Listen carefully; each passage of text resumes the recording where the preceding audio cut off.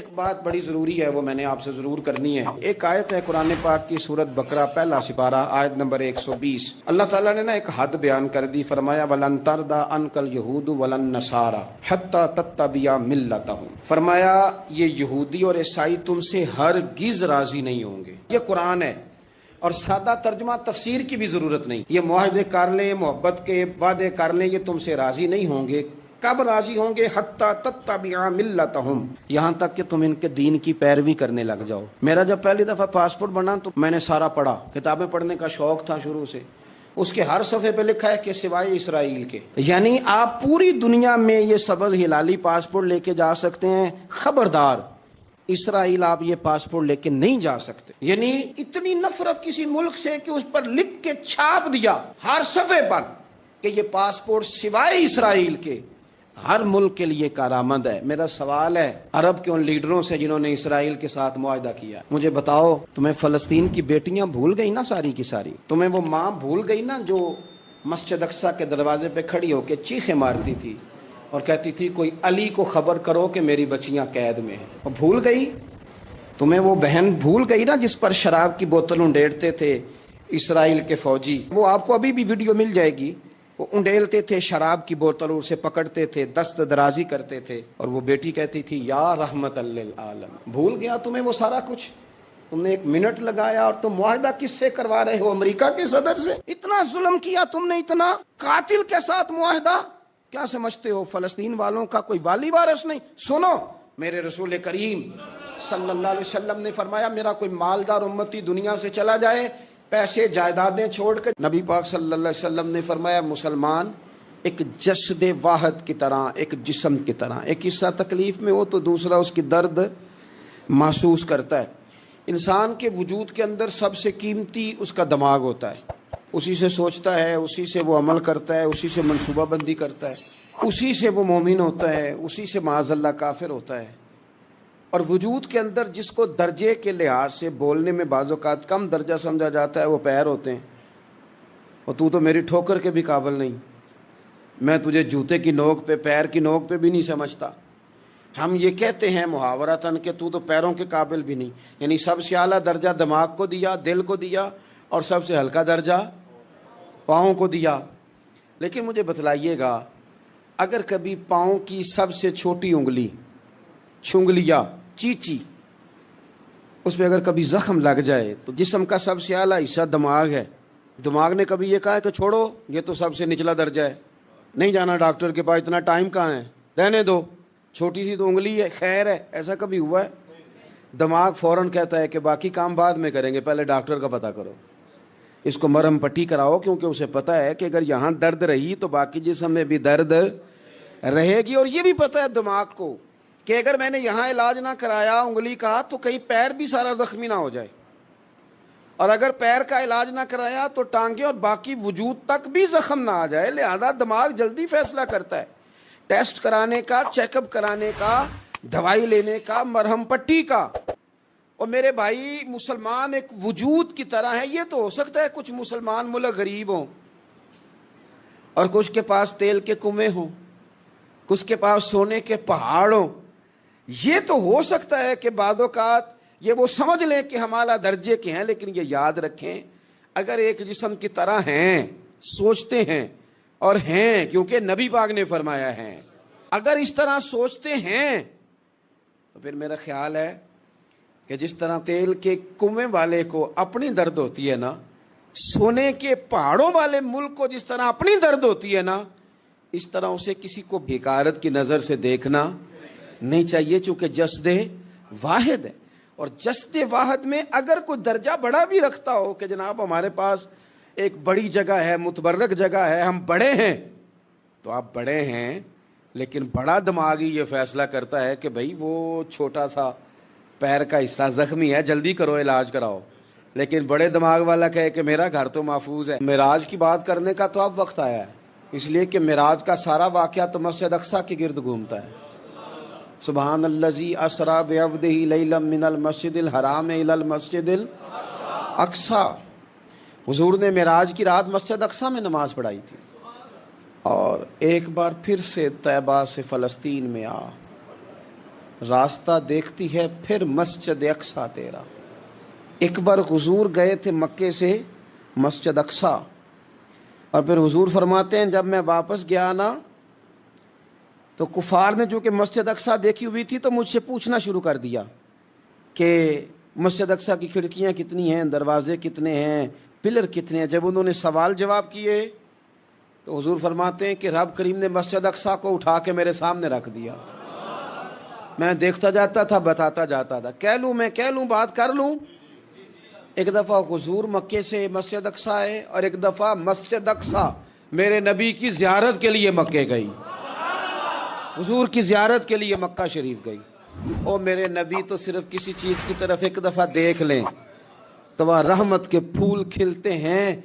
مسجد اقصی کی طرف منہ کر کے 17 مہینے میرے نبی نے نماز پڑھی ہے۔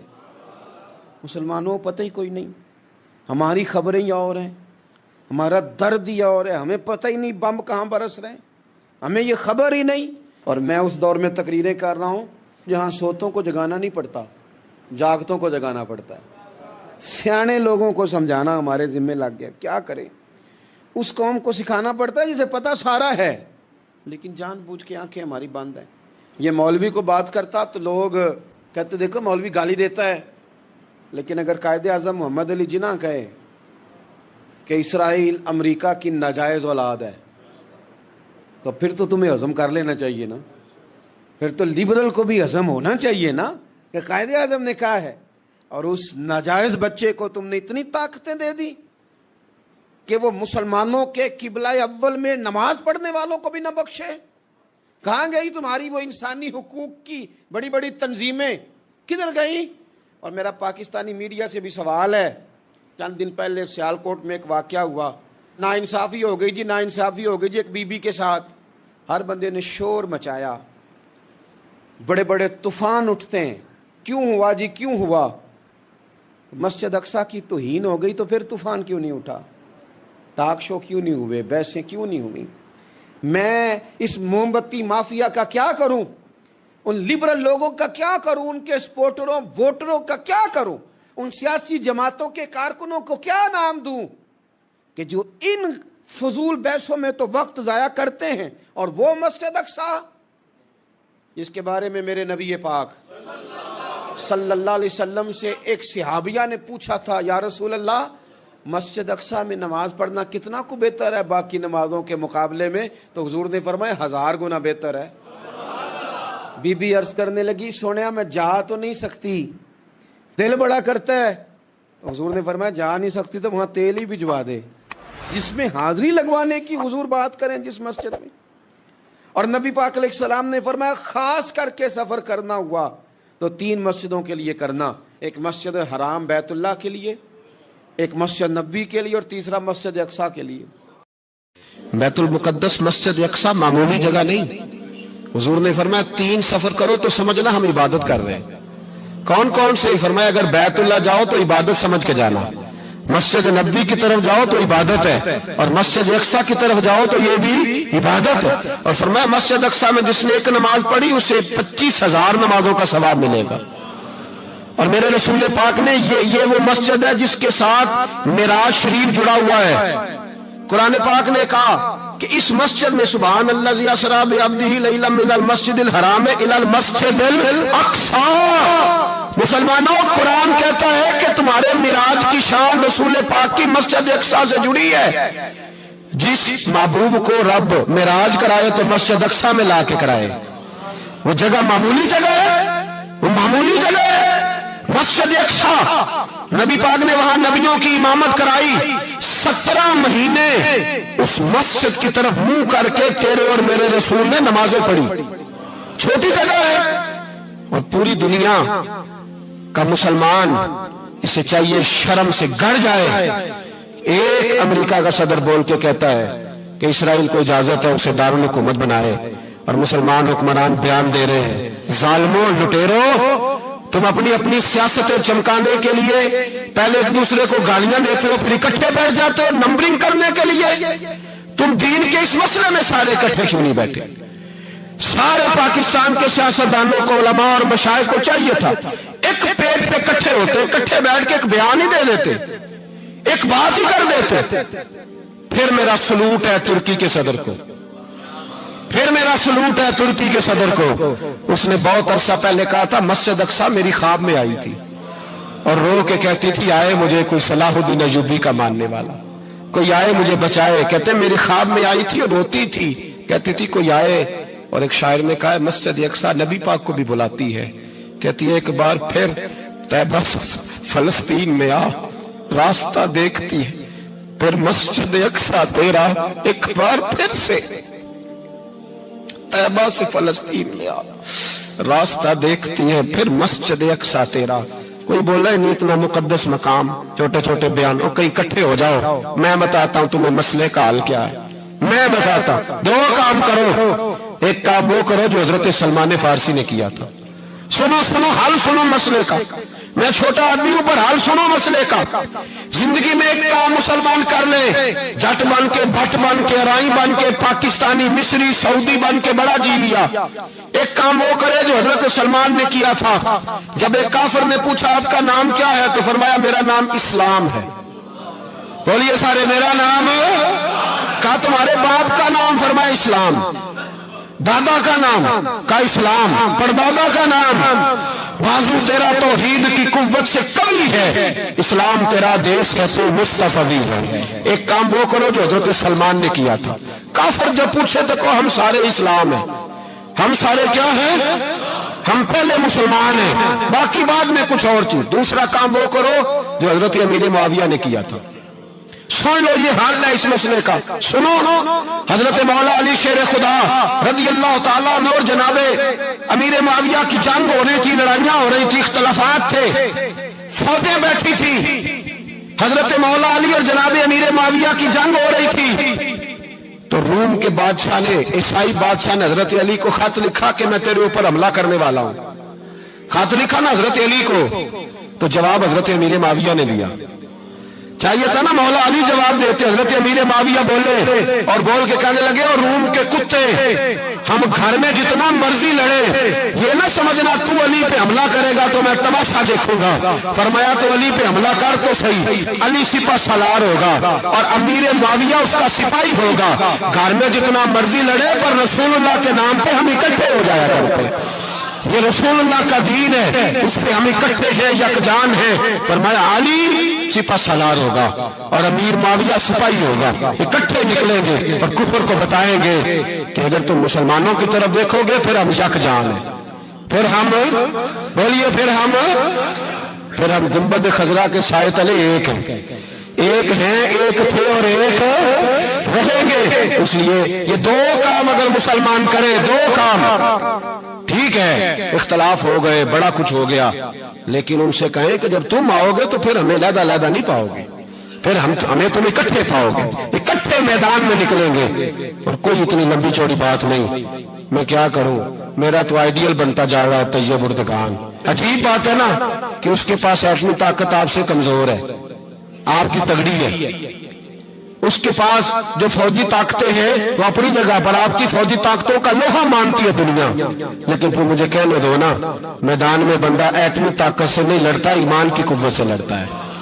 اور بول اٹھا ہے نا. کیا کر لیا اس نے اپنی پارلیمنٹ سے خطاب کیا ہے، مطالبہ ہے، علماء سے گزارش ہے، مشائخ سے گزارش ہے، ہر مکتبہ فکر کے آدمی سے گزارش ہے، علماء اور سیاستدانوں سے اپیل ہے کہ پارلیمنٹ کا مشترکہ اجلاس بلائیں.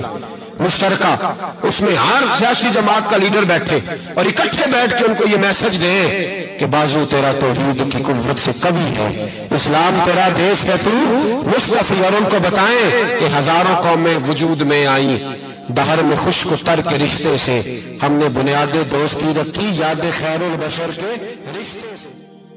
مسلمان ہی نہیں ہوتا. صلاح الدین ایوبی اپنے خیمے میں بیٹھے تو ایک بی بی آ گئی، اس قبیلے کا کوئی شخص مسلمان نہیں ہوتا. بی بی آئی، آگے کہنے لگی میرے 4 بیٹے جنگ میں کھو گئے، چھوٹے چھوٹے بچے جنگ میں کھو گئے، مل نہیں رہے. فوجیوں کو حکم دے مجھے میرے بچے تلاش کر کے دیں. صلاح الدین ایوبی نے جھٹ پٹ سر پہ امامہ باندھا، نیزہ پکڑا، سینے بند باندھا، اپنے جبے کو سمیٹا اور باہر. کہنے لگی تو کدھر جا رہا ہے؟ کہنے لگا میں خود تیرے بچے تلاش کر کے دوں گا. صلاح الدین چند سپاہی ساتھ ہے، گلی گلی نکلے، گلی گلی فجر کے نکلے، اثر ہو گئی، تھک گئے، 2 نمازیں صحرا میں پڑھی، جنگل کے اندر پہنچے تو ایک کونے میں 4 بچے ایک جگہ ڈرے اور سہمے ہوئے بیٹھے ملے، صلاح الدین ایوبی اٹھا کے لائے، ماں کو کہنے لگے تیرے بچے ہیں، نکلا اس لیے تھا کہ میرے نبی نے فرمایا بچے جدا ہوں تو ماں کو درد بڑا ہوتا ہے، اور میرے رسول نے فرمایا تھا جب جنگ کرنے جاؤ تو کھیت برباد نہ کرنا، فصلیں تباہ نہ کرنا، بچوں کو ماں سے جدا نہ کرنا۔ فرمایا میں سوچ رہا تھا تیرے بچے کہیں میری وجہ سے جدا ہو گئے تو مصطفیٰ کو جواب کیا دینا، فرمایا تیرے بچے ڈھونڈ کے لایا ہوں۔ بچے ماں کے پاس آنے لگے تو ماں نے بڑے بیٹے کے منہ پہ تھپڑ مارا، کہتا ہے اماں کیا ہوا؟ کہنے لگے تو نے سنا نہیں کہ دشمن کے بچوں کی اتنی حفاظت کرتا ہے، میرے پاس نہ جا، اس کے قدموں میں بیٹھ جا، جس نبی کے غلام اتنے سچے ہیں وہ نبی کتنا سچا ہوگا۔ بنو قریظہ اور بنو نذیر 2 محلے تھے یہودیوں کے، یہودیوں نے بڑی عہد شکنی کی تو نبی پاک صلی اللہ علیہ وسلم نے ان کو بے دخل کر دیا، مدینے سے نکال دیا، مدینہ منورہ سے۔ یہودی نکل گئے مدینہ طیبہ سے، تو جب وہ نکل کے جا رہے تھے تو ان کے مکان، ان کے باغ، ان کی جائیدادیں بچ گئیں۔ نبی پاک علیہ السلام نے انصار مدینہ کو پہلے بلایا، جاگ رہے ہیں نا آپ لوگ، پیسے آتے کسی کو برے لگتے ہیں، اب تو یہ بھی حلال حرام کی تمیز بھی اٹھتی جا رہی ہے، جائیداد، باغ، مال، علاقہ خالی ہوا ہے، وہ چلے گئے اور لوگ تو ڈھونڈتے پھرتے ہیں۔ اللہ خیر فرمائے، شاملہ ہر جگہ ملتی نہیں اب شہروں میں، وہ کس کس نے نام کرا لی، کدھر گئی ہے کوئی خبر ہی نہیں، خالی جگہ پڑی ہے۔ میرے نبی پاک علیہ السلام نے پہلے انصار مدینہ کو بلایا، حضور نے فرمایا انصاریوں بہت بڑی جائیدادیں یہودیوں کی، بنو نذیر اور بنو قریظہ محلے خالی ہو گئے، میرا دل کرتا ہے وہ تمہیں دے دوں، اس لیے کہ تم نے اپنے مہاجر بھائیوں کے ساتھ بڑا تعاون کیا، جائیدادیں تم نے دے دی ہیں، مکانات دے دیے ہیں، بڑا کچھ تم نے دیا ہے، میرا دل کرتا ہے وہ تمہارے نام کر دوں۔ تو انصار مدینہ کیا کہنے لگے یا رسول اللہ دے تو ہم نے دیا ہے پر وہ بیچارے جھجکتے ہی رہتے ہیں، وہ جھجکتے ہی رہتے ہیں، کھول کے ہماری چیزیں استعمال نہیں کرتے، تو حضور ہم تو پہلے ہی انصار ہیں، ہمارے پاس بڑا کچھ ہے، آپ مہربانی فرمائیں وہ سارا کچھ مہاجروں کو دے دے مہاجرین کو، ہمیں نہیں چاہیے۔ اب چلے گئے بات کر کے، میرے حبیب پاک نے مہاجروں کو بلا لیا، فرمایا بنو نذیر اور بنو قریظہ قبیلے کی جائیدادیں آئی ہیں، تمہارے پاس بظاہر جو چیزیں ہیں بھی وہ بھی انصار مدینہ کی ہیں، تو میرا یہ خیال ہے کہ وہ سارا کچھ تمہیں دے دیا جائے۔ ابو بکر صدیق رضی اللہ تعالیٰ عنہ کہنے لگے یا رسول اللہ صلی اللہ علیہ وسلم ہمارے انصار بھائیوں نے ہمارے لیے دل تک کھول دیے ہیں، حضور انہوں نے ہر چیز بانٹ کے ہمارے سامنے رکھ دی ہے، ہم اتنے خرد غرض ہیں کہ سارا کچھ لپیٹ جائیں، کہ حضور ہمارے پاس جو مکان ہے وہ ہے، ہم کاروبار کر رہے ہیں، تجارتیں کر رہے ہیں، مزدوریاں کر رہے ہیں، ہم انشاءاللہ اور بنا دیں گے، آپ یہ ہماری طرف سے ہمارے انصار بھائیوں کو گفٹ کر دیں، آپ انہیں دے دیں۔ میرے حبیب کی آنکھوں میں آنسو آ گئے، میرے نبی پاک علیہ السلام رو پڑے، یا رسول اللہ آپ کیوں روتے ہیں؟ فرمایا تمہارا یہ بھائی چارہ قائم رہا تو اللہ اسلام کو بڑی قوتیں عطا فرمائے گا، اللہ طاقتیں دے گا اسلام کو، اگر تمہارا یہ رنگ قائم رہا، یہ انداز، میرے غلاموں تمہارے یہ طور طریقے، ایک بھائی کہتا ہے دوسرے کو، دوسرا کہتا ہے تیسرے کو۔ مسلمانوں کی نا ایک تعداد لڑتے لڑتے لڑتے لڑتے دور چلے گئی، تاتاریوں نے قید کر لیا، 4 مسلمان تھے، تبلیغ کرنے گئے، جنگ کرنے گئے، جہاد کرتے کرتے کافروں سے لڑتے لڑتے تاتاری قوم میں چلے گئے، وہاں قید کر لیے گئے، تو سزائے موت کا حکم ہوا، 4 بزرگ تھے، سزائے موت کا حکم ہوا، تو تاتاری بادشاہ جو تھا وہ بڑا خلاف تھا، بڑا سخت مخالف تھا مسلمانوں کے، اس نے کہا کہ ان کو جب پھانسی دینا نا مسلمانوں کو تو میرے سامنے دینا۔ اب 4 عالم ہیں، 4 صوفی ہیں، سفید داڑیاں، سر پہ امامے، پھانسی کا وقت آیا تو جو پھانسی گھاٹ ہے وہ ایک ہے، چاروں کو کٹھے پھانسی نہیں ہو سکتی، ایک کو کہا کہ ایک ایک کر کے ان کو پھانسی دو۔ جب پھانسی کا وقت آیا نا تو جو سب سے پیچھے صوفی تھے وہ دوڑ کے آگے آئے، کہنے لگے بادشاہ پہلی باری میری لگا، پہلی۔ اب بادشاہ نے کہا ٹھیک ہے اسے لٹکا دو، وہ قریب آئے تو دوسرے دوڑ آئے، کہنے لگے نہیں نہیں پہلی باری میں نے زیادہ کافر قتل کیے، میرا بڑا جرم ہے، مجھے پہلے سزا دو۔ ان کو پھانسی دینے لگے تو تیسرے آ گئے، کہنے لگے نہیں یہ تو میرا قتل کرتا تھا، رستے میں بتایا کرتا تھا، ڈھونڈ کے میں بتلاتا تھا کہ یہاں زیادہ تعداد ہے، مجھے پہلے پھانسی دو۔ تیسرے کے ساتھ بات ہو رہی تھی تو چوتھا دوڑا آیا، کہنے لگا یہ رستے بتاتا تھا، یہ تبلیغ کرتا تھا، یہ سارا کچھ کرتا تھا، لیکن کہا یہ کہتے تھے چلو واپس چلتے ہیں، میں جانے نہیں دیتا تھا، میں کہتا تھا اور کافر مارنے اور علاقے فتح کرنے، میرا جرم بڑا ہے، مجھے پہلے پھانسی دو۔ بادشاہ کہنے لگا مجھے 35 سال ہو گئے حکومت کرتے، بڑی دنیا کو پھانسی دی ہے، لوگ تو ایک دوسرے کو دھکے دیتے ہیں کہ پہلے تو جا پہلے تو جا، اور تم کیسی قوم ہو کہ ایک دوسرے پہ قربان ہو رہے ہو۔ کہنے لگا تم ایک باپ کی اولاد ہو، جاگ رہے آپ لوگ؟ تاتاری بادشاہ، کافر بادشاہ، اسلام کی مخالفت کر دیں، ایک باپ کی اولاد ہو کا نہیں، ایک قبیلے کے رہنے والے ہو کا نہیں، ایک ملک کے رہنے والے ہو نہیں۔ اس نے کہا رشتہ کیا ہے تمہارا، رشتہ کیا ہے؟ بول کے کہنے لگے خدا ایک ہے، نبی ایک ہے، خدا ایک ہے اور نبی منفرد ایک ہے، اس قوم کی نقصان بھی ایک ہی، سب کا نبی اللہ بھی، قرآن بھی ایک، کیا ہی اچھا تھا ہوتے اگر مسلمان بھی ایک، یوں تو سید بھی ہو، مرزا بھی ہو، افغان بھی ہو، تم سبھی کچھ ہو، بتاؤ کہ مسلمان بھی ہو۔ فرمایا ہمارا اللہ ایک ہے، نبی ایک ہے، تو کہا پھر ایک دوسرے پہ جان کیوں دیتے ہو؟ فرمایا ہمارے نبی نے ہمیں بھائی بھائی بنا دیا ہے، بھائی کا دل نہیں کرتا اس کی آنکھوں کے سامنے بھائی چلا جائے، ہمارا دل نہیں کرتا پہلے مجھے دے پہلے مجھے دے۔ بادشاہ کہنے لگا تمہارا جذبہ مجھے متاثر کر گیا، جاؤ میں تم چاروں کو آزاد کرتا ہوں، تمہیں آزاد کرتا ہوں۔ میرے دوستو یہ رنگ تھا، دیکھیں نا، یہ اس دھرتی نے نظام دیکھا ہے نا، اس فلک میں پہلی بار دیکھا، اس زمین نے پہلی بار، اور میرے حضرت صاحب فرمایا کرتے تھے زمین تڑپ کے روئی، اس نے پہلی دفعہ دیکھا۔ احد کا میدان ہے، 3 صحابہ تپتی ہوئی زمین پہ زخموں سے چور چور پڑے ہیں۔ حضرت انس بن نضر رضی اللہ تعالیٰ عنہ پانی کا پیالہ لے کے پہنچے، ایک زخمی سے کہا تجھے پانی پلانا ہے، تو کہنے لگا میرے زخم تھوڑے ہیں، وہ جو ساتھ پڑا اس کے زخم گہرے ہیں، پہلے اسے پانی پلا دے، جا اسے دے دے۔ اس کے پاس پہنچے تو وہ کہنے لگا وہ مجھ سے پہلے گرا تھا، اس کا زخم زیادہ گہرا ہے، اسے پانی پلا۔ تیسرے کے پاس گئے تو کہنے لگا چوتھا تڑپ زیادہ رہا ہے، اس کی عمر زیادہ ہے، میں تو جوان ہوں برداشت کر لوں، بڑھاپے کی وجہ سے نڈھال ہو گیا، پہلے اسے پانی پلا۔ چوتھا کہنے لگا 5ویں کے پاس جا، 5واں کہنے لگا 6 کے پاس جا۔ حضرت انس بن نضر کہتے میں رو پڑا، میں نے کہا محمد کے غلاموں، رسول نے تمہیں کیسا جذبہ دے دیا ہے، زبانیں پیاس سے باہر ہے لیکن تمہاری اخوت مرتے دم تک قائم ہے۔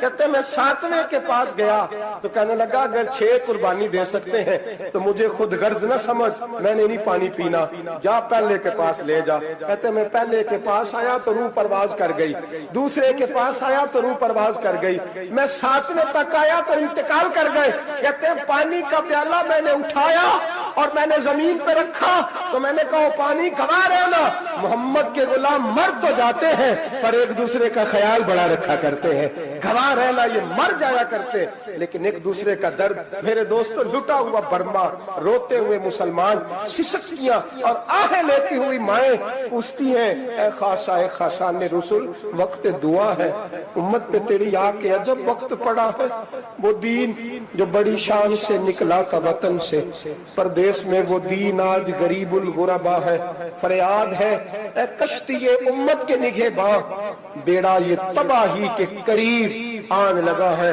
اور کیا خوبصورت جملے کہے تھے کہ نبی پاک صلی اللہ علیہ وسلم نے، حضور نے فرمایا تھا میرا مومن ایک جان کی طرح ہوتا ہے، ایک جان کی طرح ہوتا ہے، ایک کو تکلیف ہو جسم کے ایک حصے کو سارا حصہ پریشان ہوتا ہے، فرمایا یہ ایک مکان کی طرح ہے، ایک اینٹ دوسری اینٹ کو مضبوط کرتی ہے، فرمایا یہ مضبوط لوگ ہیں، یہ مضبوط لوگ۔ حضرت عمر فاروق کا زمانہ ہے، ایک آدمی نے سیری بھیج دی ایک گھر میں بطور تحفہ، قحط کا زمانہ تھا، گوشت ملتا نہیں تھا، جانور، ایک آدمی نے سیری بھیج دی ایک آدمی کے گھر میں۔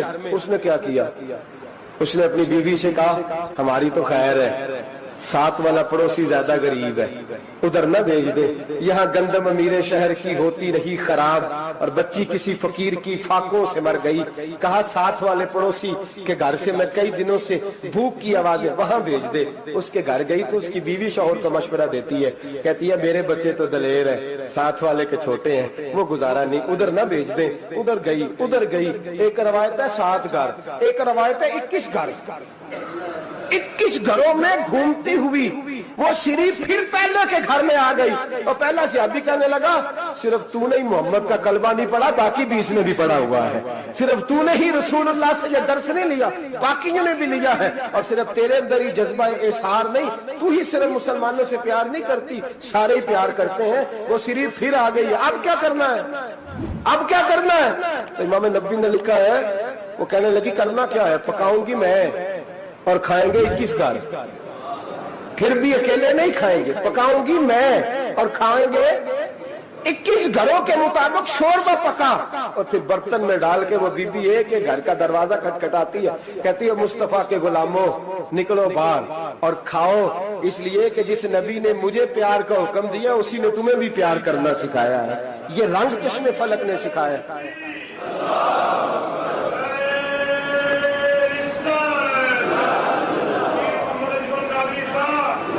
आपकी बड़ी मेहरबानी, जिंदाबाद वही है जिसको अल्लाह रसूल जिंदाबाद फरमाए, बड़ी मेहरबानी, अल्लाह जज़ा दे। अर्ज ये करने जा रहा था कि रसूल करीम सल्लल्लाहु अलैहि वसल्लम ने पैगाम दिया उम्मत को, फरमाया देखे ना कितने बड़े लफ्ज हैं।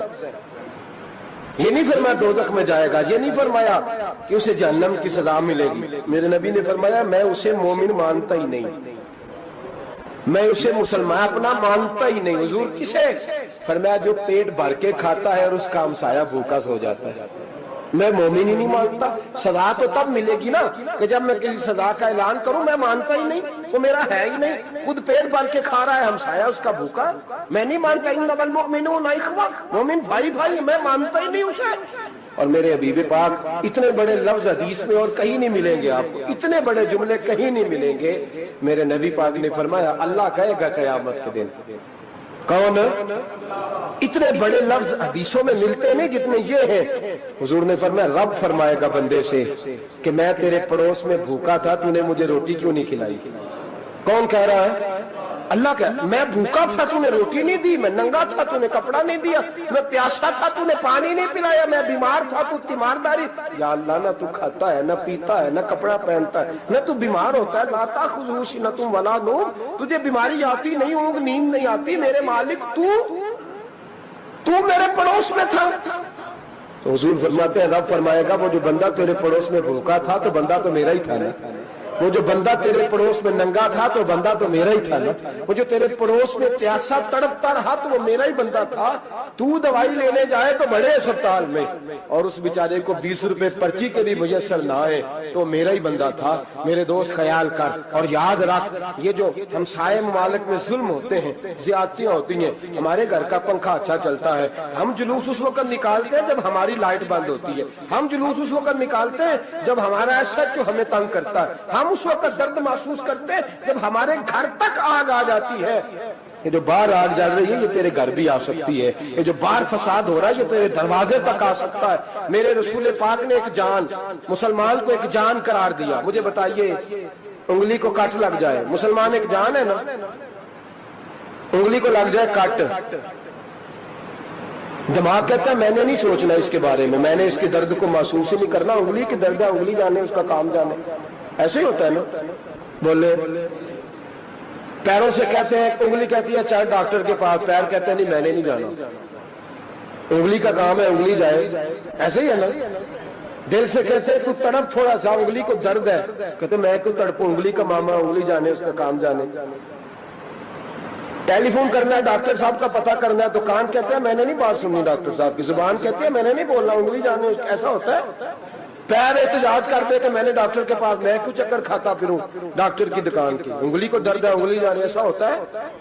भाई मेरे रसूल पाक ने फरमाया मुसलमान एक जान है, तो दर्द बर्मा के मुसलमानों को हो रहा है तो पाकिस्तानी कह रहे हैं कोई बात नहीं, वो जाने उनका काम जाने, एक जान है ना, दर्द होना चाहिए, तकलीफ होना चाहिए। फट्टे पे बातें होती हैं इस मौजू पे, शामिली पे गुफ्तगू हुई है इस मौजू पे, آپ کی صوبائی اسمبلیاں اس موضوع پہ بولی ہیں؟ آپ کے کونسل اس موضوع پہ بولے؟ ہم تو اپنی اپنی سیاستیں، اپنے اپنے تماشے، اپنے اپنے چکروں میں لگے ہوئے. وہ دریا کے اندر سسکتے مسلمان، بنگالی کہتے ہیں ہمارے نہیں، برمی کہتے ہیں ہمارے نہیں، پاکستانی کہتے ہیں ہمارے نہیں، ترکی کہتے ہیں وہ کس کے ہیں؟ وہ کس کے ہیں؟ وہ اللہ کے بندے ہیں، محمد عربی کے غلام ہیں صلی اللہ علیہ وسلم. لیکن میرے دوستو، کیا ہمیں کیا غرض ہے؟ وہ جانے، ان کا کام جانے. یہ جب تیرے پیروں تک آگ آئے گی پھر تجھے پتہ چلے گا یہ بڑی سخت آگ ہے. آج جس کافر نے برما پر عرصہ دراز تنگ کیا ہے، مسلمان تھوڑے تھوڑے مفاد لینے کی خاطر نا بنو عباس اور بنو امیہ کی جنگ چل رہی تھی. بنو عباس جو تھے وہ غالب آ گئے، بنو امیہ جو تھے ان کی حکومت ختم ہو گئی. تو عیسائیوں نے بنو امیہ سے کہا کہ ہم تمہارے ساتھ تعاون کرتے ہیں، ہم تمہارے ساتھ تعاون کرتے ہیں اور بنو عباس پہ غلبہ پا کے تمہیں حکومت دلاتے ہیں. بنو امیہ بڑی جدوجہد کر رہے تھے بادشاہی کے لیے، لیکن انہوں نے کہا کہ ہم لڑ رہے ہیں، کوشش کر رہے ہیں، لیکن ہمیں کسی کافر کی مدد کی ضرورت نہیں. ہم جتنا مرضی لڑیں لیکن کافروں کے ہاتھوں بنو عباس کو مروانے کو ہم تیار نہیں ہیں. ہمیں خبردار، تمہارا آپس کا معاملہ ہے، ہم خود نمٹ لیں گے، تمہیں اجازت نہیں دیتے تم اندر کودو اور کود کر کے تم فسادات پیدا کرو اور مسلمانوں کے اندر تقسیم کرو. میرے دوستو، مسلمان کو سوچنا چاہیے، سوچ بڑی رکھنی چاہیے. گھر کی جنگ سے نکل آ، اب بہو ساس کے جھگڑے سے باہر آ جا، اب محلے کی سیاست چھوڑ کے باہر کا سوچ. اب اسلام کو تیری حاجت ہے. اب پوری دنیا جب مسلمان کو دیکھے نا، فیس بک یوز ہوتی ہے، اس پہ نوجوان جب اسلام کی بات کرنے لگے گا، اس پر جب بڑا اسلام کی بات کرنے لگے گا، پوری دنیا میں پیغام جائے گا کہ مسلمان اب جاگنے لگا ہے، مسلم خوابیدہ بیدار ہونے لگا ہے، اب اس کی آنکھیں کھلنے لگی ہیں، اب یہ اپنے مذہب کی بات کرتا ہے، اب یہ اپنے ملک سے، صوبے سے، برادری سے نکل کر بولتا ہے. اب یہ کہتا ہے کہ بازو تیرا توحید کی قوت سے قوی ہے، اسلام تیرا دیش ہے، تو مصطفی ہے. اب یہ بڑی سوچ رکھتا ہے، اب یہ عالمی بات کرتا ہے. میرے دوستو، ہمارا تو حال یہ ہے، امام اعظم ابو حنیفہ کا فتویٰ ہے، آپ فرماتے ہیں جو مولوی عالمی حالات سے باخبر نہ ہو وہ جمعے کی تقریر نہ کرے، وہ مسلمانوں کی رہنمائی نہیں کر سکتا. عالمی حالات سے جو خبردار نہ ہو، تو جس کو چھٹی ہو جائے، تو نے ختم نہیں پڑھا، دوڑ جا مسجد سے، تو ختم نہیں پڑھتا ہمارے، تجھے پتہ ہی نہیں تو کہاں رہتا ہے، بھاگ جا. وہ عالمی حالات پہ بات کرے گا، کیونکہ بیچارے کو تو پتا میری سویرے چھٹی ہو جانی. سیاست کا لفظ چھیڑا نہیں تو میں گیا نہیں. یاد رکھے، وہ جو بیداری ہے، وہ جو اعلیٰ ظرفی ہے، وہ جو بڑی سوچ ہے، وہ جو ملت کی سوچ ہے، وہ جو قومیت کی سوچ ہے، وہ جو آگے بڑھنے کا زاویہ ہے، وہ تو اندر. اقبال کہتے ہیں گلا تو گھونٹ دیا اہل مدرسہ نے تیرا، گلا تو گھونٹ دیا اہل مدرسہ نے تیرا. تجھے تو مدرسے والوں نے پلیٹ پکڑا دیا ہے کہ جا سویرے لنگر کٹھا کر کے لا اور دوپہر کو روٹیاں مانگ کے لا اور دیکھ آج مرا کون ہے، ختم کس کا پڑھنا ہے. تو گلا تو گھونٹ دیا اہل مدرسہ نے تیرا، اب کہاں سے آئے گی صدا لا الہ الا اللہ. تو گھونٹ دیا تیرا گلا، تو کیسے بڑی بات کرے گا؟ بڑی بات کے لیے بڑی سوچ چاہیے، بڑی تگودو چاہیے، بڑی کوشش چاہیے، بڑا حوصلہ چاہیے. مسلمان چھوٹی چھوٹی لڑائی میں، چھوٹی چھوٹی جنگ میں، ایک دکاندار دوسرے دکاندار سے لڑ رہا ہے، گلی والا دوسری گلی والی سے لڑ رہا ہے، محلے والا محلوں پہ اعتراض. ایک شہر میں رہنے والے میں نے دوسرے محلے پہ اعتراض کرتے دیکھے. یقین کریں، ایک شہر میں رہنے والے، علاقے میں بسنے والے کہتے ہیں بھائی توبہ ہے اس محلے تو اللہ ہی بچائے. لا حول ولا قوت. وہ جو تقسیم در تقسیم کی سوچ ہے، اس نے چھوٹے چھوٹے ٹکڑوں میں مسلمانوں کو بانٹ دیا ہے. چھوٹی چھوٹی تقسیم ہے، چھوٹا چھوٹا ہمارا مزاج ہے، چھوٹی سوچ ہے. بڑی سوچ کی بات سنیے. صلاح الدین ایوبی، جاگ رہے ہیں نا آپ لوگ؟ تو آخر حضرت صاحب ایڈی وڈی گل چھیڑ چھڑی ہے، یہ مطلب ہی کون نہیں، کنے برما جانا ہے تو کنے مدد کرنی ہے. میں تو بھائی فریضہ سر انجام دے رہا ہوں. میرے نبی نے فرمایا برائی کو یا ہاتھ سے بدل، ہاتھ سے نہیں بدل سکتا تو زبان سے تو بولنا. تو میں معذور ہوں، کمزور آدمی ہوں، ہاتھ سے بدلنے کی طاقت نہیں رکھتا، تو دوسرے درجے پہ تو مجھے عمل کرنے دو نا. اثر کرے نہ کرے سن تو لے میری فریاد، نہیں ہے داد کا طالب یہ بندہ آزاد. رونے تو دو، تڑپنے تو دو، آہیں تو بہانے دو، سسکیاں تو لینے دو، مار کھائیے تو تڑپنے تو دو.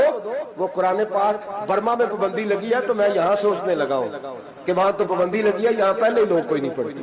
معاذ اللہ تعالیٰ حالات دن پہ دن مسلمانوں کے لیے ایک ایک کر کے.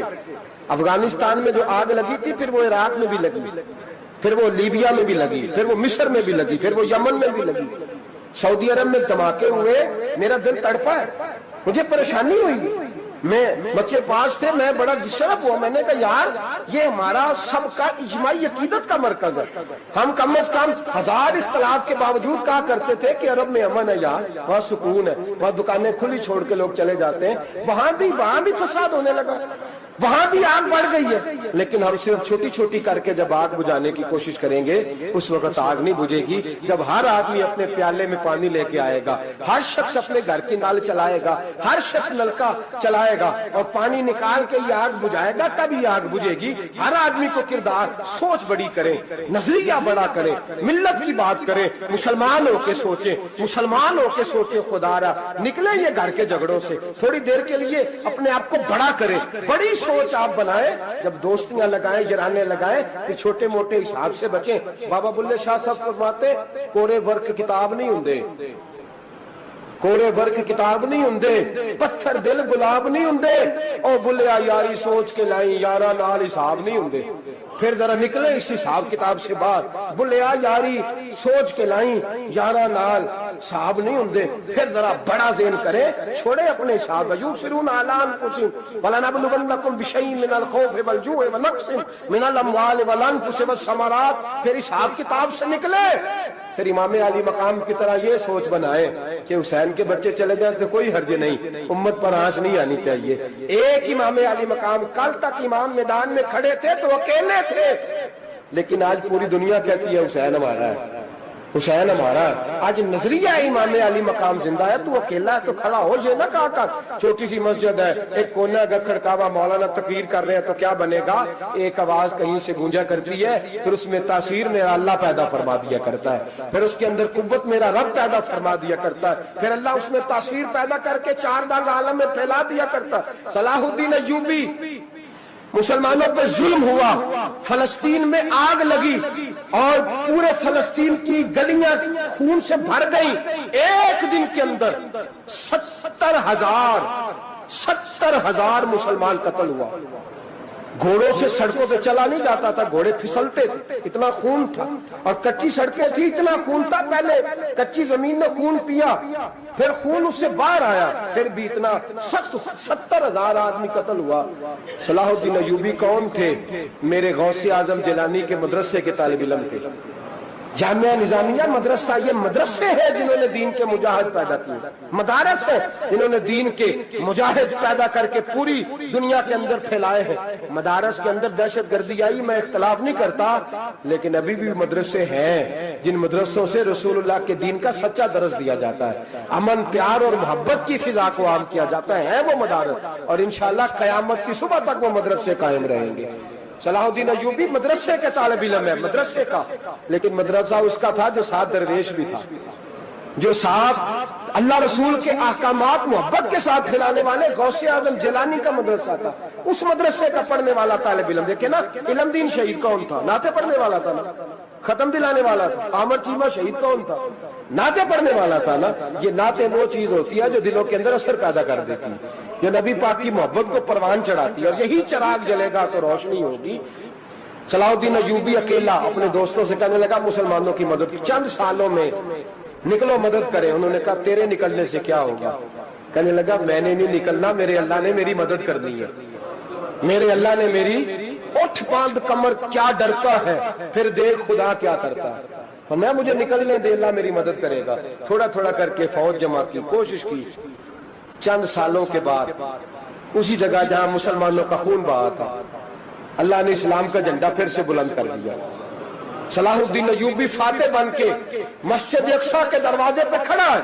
چند سال گزرے, عیسائیوں کا اپنا وہ ظلم ابھی یاد ہے, اور عیسائی سارے لیڈر کہتے ہیں تیاری کر لو, اب ہمارے بچے کاٹے جائیں گے, عورتیں بیوہ ہوں گی, گردنیں کٹیں گی. اب دیکھنا جتنا خون ہم نے بہایا تھا مسلمان اس سے دگنا بہائیں گے. صلاح الدین ایوبی گھوڑے پہ کھڑے ہیں اور پوچھتے ہیں او عیسائیوں بتاؤ تمہارے ساتھ کیا کروں؟ گردنیں جھک گئیں, جواب کوئی بھی نہیں. تم نے 70,000 مسلمان ایک دن میں مارا تھا, بولو تمہارے ساتھ کیا کروں؟ تم نے ایک دن میں مسلمان یوں کاٹے جیسے گاجر مولی کاٹی جاتی ہے, بولو کیا کروں؟ عیسائی کہنے لگے ہمیں اپنے ظلم یاد ہے، تشدد یاد ہے، بربریت یاد ہے، تو بہتر جانتا ہے تو نے کیا کرنا ہے۔ صلاح الدین ایوبی گھوڑے پہ فاتح کھڑا ہے، آنکھوں میں آنسو آئے، تڑپ کے رویا، کہنے لگا میں تمہارے ساتھ وہی سلوک کروں گا جو میرے مصطفیٰ نے قریش مکہ کے ساتھ فرمایا تھا، لا تصریب علیک، جاؤ تم پر کوئی زیادتی، جاؤ تم آزاد ہو۔ اس نے کہا تو کر کیا رہا ہے؟ کہنے لگا میں کیا کروں، میں اس محمد کا ماننے والا ہوں جس نے معاف کرنا سکھایا ہے صلی اللہ علیہ وسلم، میرے پیروں میں زنجیر ہے رسول اللہ کی غلامی کی، جاؤ تم آزاد ہو۔ اس نے کہا تم آزاد ہو، لوگوں نے کلمہ پڑھنا شروع کر دیا، اشہد ان لا الہ الا اللہ واشہد ان محمدن عبدہ۔ سارے قبیلے کے کچھ نہ کچھ لوگ مسلمان، ایک قبیلہ رہ گیا مسلمان ہی نہیں ہوتا۔ صلاح الدین ایوبی اپنے خیمے میں بیٹھے ہیں تو ایک بی بی آ گئی، اس قبیلے کا کوئی شخص مسلمان نہیں ہوتا۔ بی بی آئی، آگے کہنے لگی میرے 4 بیٹے جنگ میں کھو گئے، چھوٹے چھوٹے بچے جنگ میں کھو گئے، مل نہیں رہے، فوجیوں کو حکم دے مجھے میرے بچے تلاش کر کے دیں۔ صلاح الدین ایوبی نے جھٹ پٹ سر پہ امامہ باندھا، نیزہ پکڑا، سینے بند باندھا، اپنے جبے کو سمیٹا اور بات کہنے لگی تو کدھر جا رہا ہے؟ کہنے لگا میں خود تیرے بچے تلاش کر کے دوں گا۔ صلاح الدین چند سپاہی ساتھ گلی گلی نکلے، گلی گلی فجر کے نکلے، اثر ہو گئی، تھک گئے، 2 نمازیں صحرا میں پڑھی، جنگل کے اندر پہنچے تو ایک کونے میں 4 بچے ایک جگہ ڈرے اور سہمے ہوئے بیٹھے ملے۔ صلاح الدین ایوبی اٹھا کے لائے، ماں کو کہنے لگے تیرے بچے ہیں، نکلا اس لیے تھا کہ میرے نبی نے فرمایا بچے جدا ہوں تو ماں کو درد